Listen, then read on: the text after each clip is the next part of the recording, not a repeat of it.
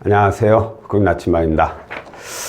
오늘 채무자 한 분의 사례를 좀 들면서 내용에 대해서 설명을 드려볼까 합니다.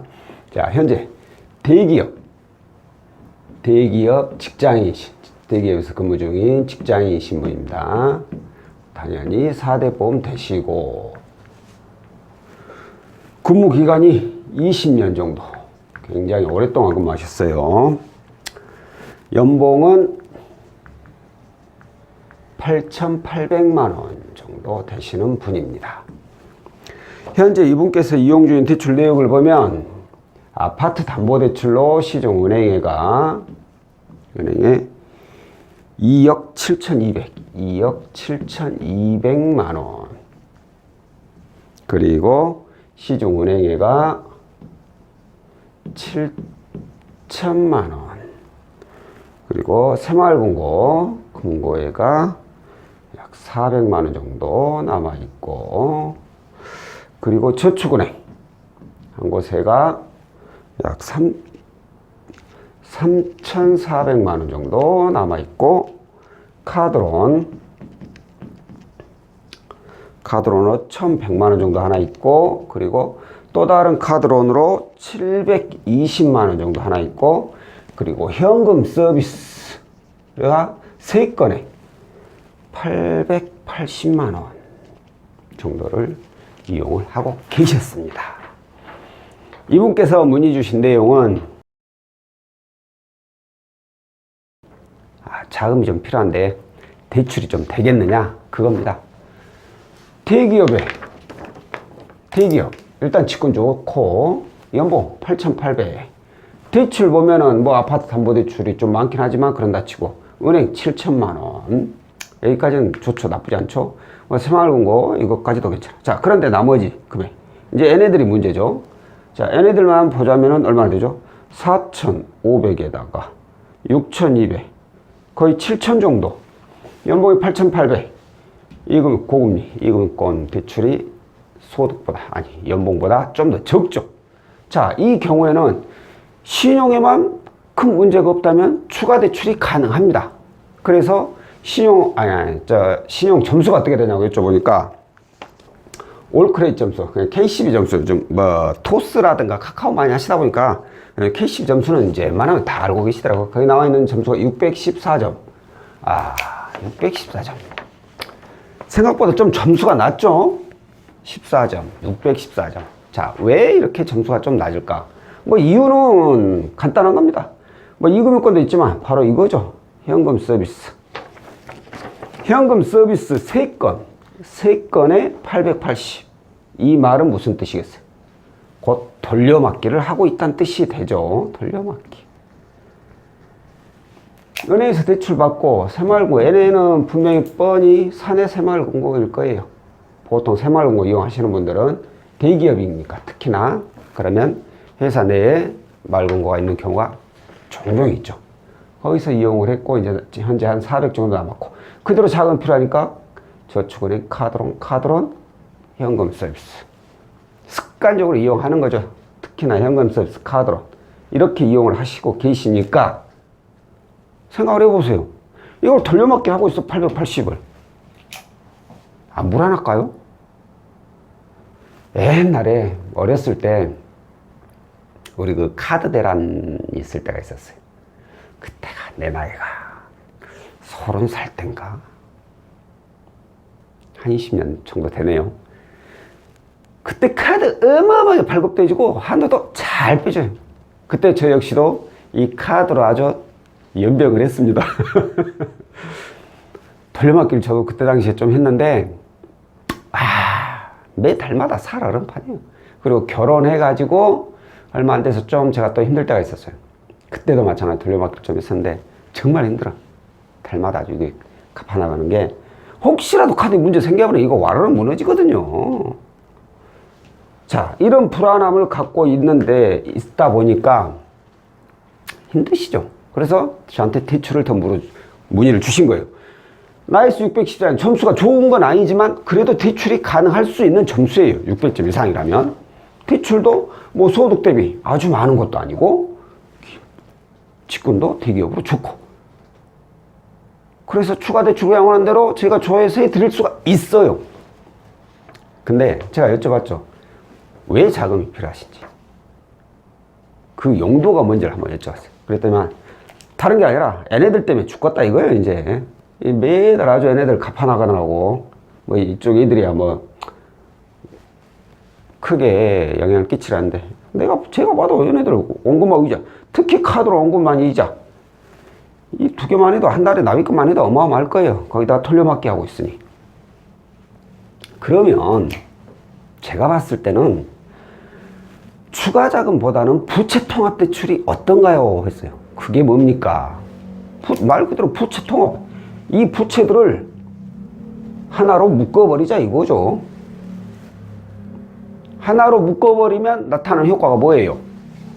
월 불입금액, 월 불입금 감소. 제 영상 자주 보시는 분들은 금방 아시죠?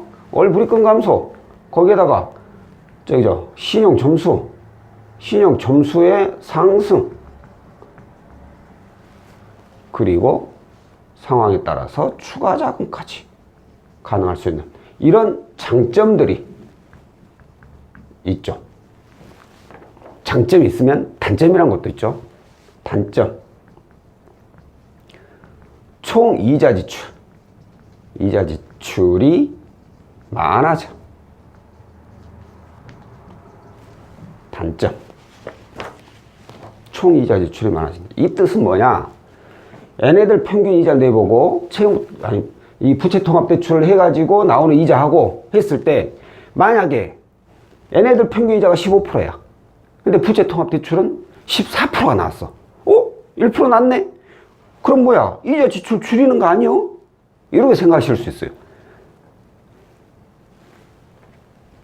이게 얘네들 남아있는 상환 기간만큼만 부채 통합 대출로 상환한다면 당연히 이자 지출은 1%만큼 줄어들죠. 근데 보세요.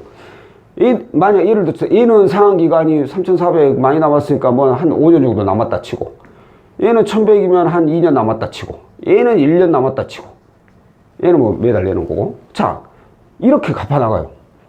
1년 지나면 애 없어지죠. 2년 지나면 애 없어지죠. 없어지면 이자는 내가 이제 없어지는 거예요. 이자는 안 내는 거예요. 남아있는 놈에 대한 이자만 내는 거죠. 근데 부채 통합 대출을 받으면 이게 다 해서 얼마예요? 얘를 아까 얼마나 했지 내가? 6천 얼마나 했나? 자, 6천 잡고 14%요. 근데 상환기간이 예를 들어서 5년이라 쳐요. 5년 동안 갚아야 되는 거야. 얘는 1년만 있으면 없어지고 얘는 2년만 있으면 없어지는데 얘는 5년 동안 내야 돼. 그러니까 어찌 보면 얘네들을 하나로 묶어놓고 길게 늘려버린 거예요. 길게 쭉. 그러니 이자 지출은 당연히 많아지게 되는 단점이 있죠. 이런 말 해주는 상담사 없어요. 어디 우리 상품 팔면서 우리 상품 이거 이용하면 이자 지출 더 많아요 이런 말 해주는 사람 없어요. 전화되니까 하지. 참 보일까 모를까 다 보입니다. 이런 단점이 있다는 거죠. 근데 중요한 게 이거예요. 이분이 과연 돈이 왜 필요하냐 이거죠. 이분 말씀대로, 이 고객 말씀대로 얘네들 때문에 나 죽겠다. 월 납입금액이 많아서. 연봉 8,800. 제 생각에는 월 한 500이나 받으실 거예요. 연봉으로 따지면 6천밖에 안 되지만 나머지 2천은 이제 성과이면 보너스 이런 걸 나와요. 이거야 뭐 가끔 한 번씩 나오는 거니까. 20년 근무하셨으면 제가 봤을 때 얘를 아무리 빨리 낳았어도 올해 20살이요. 대학생, 고등학생, 대학생 이런다는 얘기예요. 그럼 나가는 돈이 얼마나 많겠어요? 그러니 집안 생활비까지 해버리니까 감당이 어려워질 수밖에 없어요. 그래서 얘네들 때문에 지출이 많아서 또 대출을 추가로 여기서 또 받겠다라고 하신 거예요, 저한테. 고객 원하신 대로 추가 대출 해드릴 수 있어요. 1,000만 원에 2천만 원? 알아봐가지고 초해가지고 1,000만 원, 2천만 원 나오면 또 해줘. 근데 문제가 뭐예요? 여기에 대출이 해가지고 1,000만 원이 하나 또 생기는 거예요. 그럼 어떻게 돼? 건수 그대로 놔두고 얘 하나 더 생겨, 얘. 이걸로 생활비 해. 그러면 다음 달에는 어떻게 돼? 에다가 새로 받은 1,000만 원이 또 생겨. 에까지 이제 갚아야 돼. 납입 금액이 더 많아져. 일단 이거 대출 받았으니까 한꺼번에 다 안 썼으니까 다음 달, 다다음 달, 한 두세 달은 이 돈으로 내면 되니까 좀 편하겠죠. 근데 그 다음 달부터 줄 거야. 이제 늘 돈이 더 많아지는데. 이게 잘못된 생각이라는 거예요. 제가 수십 번 말했죠. 만약 이금권 보험 이용을 하고 있다. 근데 내가 돈이 또 필요해. 그러면 여기서 추가로 하나를 더 받는 게 아니라 얘를 대환하면서 하나를 받는 거예요. 그러니까 더 큰 걸 하나 받는 거예요. 건수는 안 늘리고 금액만 키우는 거죠. 그래야 월 불입금액이 부담이 덜해요. 월 불입금액에 대한 부담이 덜해야 대출받을 확률이 낮아진다는 거예요. 이분 보세요. 월 불입금액이 많으니까 부담스러우니까 또 추가 대출 알아보는 거잖아. 만약 이분이 월 불입금액에 대한 부담이 없어 봐봐. 대출 받을 일이 없잖아요. 그러니까 항상 이 부채들을 통합해 나가면서 내가 혹시라도 자금이 필요하다면 통합하면서 대출이 추가로 원하는 금액이 나오는지를 봐야 돼요. 무조건 나 돈이 필요해서 얼마 어디 가능한가요? 추가로 대출 가능한가요? 이렇게 물어보지 말라는 거예요. 월 불입금액 감소. 거기에다가 신용 점수까지 또 올려. 왜 신용 점수 올라갔냐? 봐봐요. 하나, 둘, 셋, 넷, 다 6개요. 대출 건수가. 6개를 하나로 묶었다 쳐봐봐. 대출 건수가 한 건이, 그럼 한 건으로 줄어버려, 6개를. 신용 점수가 올라갈 것 같아요? 안 올라갈 것 같아요? 너무나도 당연한 거죠, 이건. 물어보는 것 자체가 이건 문제가 있는 거죠. 당연히 신용 점수 올라가고, 거기다가 추가 자금까지 구할 수 있다면, 당연히 부채 통합 대출로 알아보는 거죠. 부채 통합 대출을 또 다른 말로 채무 통합이라고 하잖아요, 제가. 그래요? 자, 그래서 제가 이분께는 그랬어요. 그러면 제가 이걸 추가로 대출을 원할 게 아니라 얘네들을 하나로 묶을 수 있는 부채 통합 대출에 제가 한번 그걸로 한번 가지를 해드리겠다. 그래서 이게 만약 통합이 돼버린다면 그것만 이 통합 금액만 이용을 해도 추가로 자금 필요한 거 아니잖아. 아니지 않느냐. 이거죠. 굳이 원금 늘릴 필요 없이. 아, 그래요. 그렇게만 될 수 있다면은 좋죠. 라는 얘기가 나올 수밖에 없어요. 그래서 저희가 가조를 해보니까 이분이 얼마가 나왔냐면 6천만 원이 나왔어요. 6천만 원. 6천만 원에 이자가 연 12.9%. 예. 금리가 너무 잘 나와버렸어. 12.9%면. 아, 신용 점수가 614점밖에 안 되는데 어떻게 12.9% 이렇게 낮게 나오지?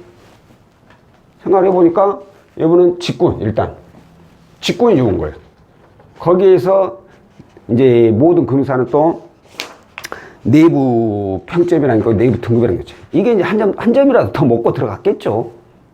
그래서 이분은 금리도 점수에 비하면 더 낮게 나온 거죠. 6천만 원, 이게 또 10년짜리요. 납입기간이 10년. 그러면 월 납입금액이 얼마냐면 월 89만 2,329원. 이 금액이라면 제 생각에는 여기 있는 카드론보다 더 적을 거예요. 자, 그럼 이거 얼마 했죠? 3,000, 4,000, 4,500에다가 4,500, 5,200, 딱 6천만 원 정도 되네요. 6천 살짝 넘는데, 몇십만 원 넘는데 6천만 원 정도 되잖아요. 이거 받아가지고 싸그리 없애버리는 거예요.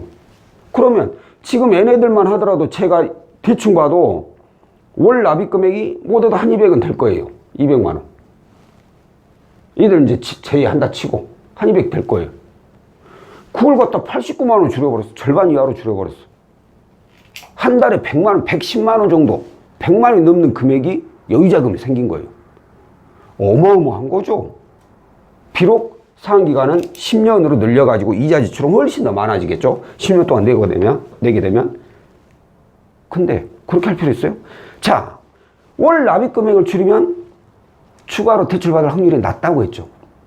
그리고 월 납입 금액이 줄어들면은 내가 여유자금이 생기기 때문에 저축을 할 수 있어요. 저축을 하게 되면 그 돈을 모아서 중간에 목돈을 해가지고 상환을 해버린 거예요. 10년 계약했다고 해서 10년 다 쓰면 바보죠. 안 되죠, 절대로. 최대한 자금을 빨리 모아서 갚아야죠. 없애버려야지. 그런 방식으로 이용을 하셔야 돼요. 무조건 내가 가지고 있는 대출이 한 건 있다. 이금융권 이상으로, 이금융권 뭐 대부업체, 뭐 카드로 연금세 이런 거 한 건 있다. 근데 자금 필요하다. 그럼 이걸 통합하는 조건으로 추가 자금이 가능한지를 꼭 그렇게 알아보시라는 거예요. 그래야지 신용점수도 덜 낮추고 대출받을 확률도 낮아지고.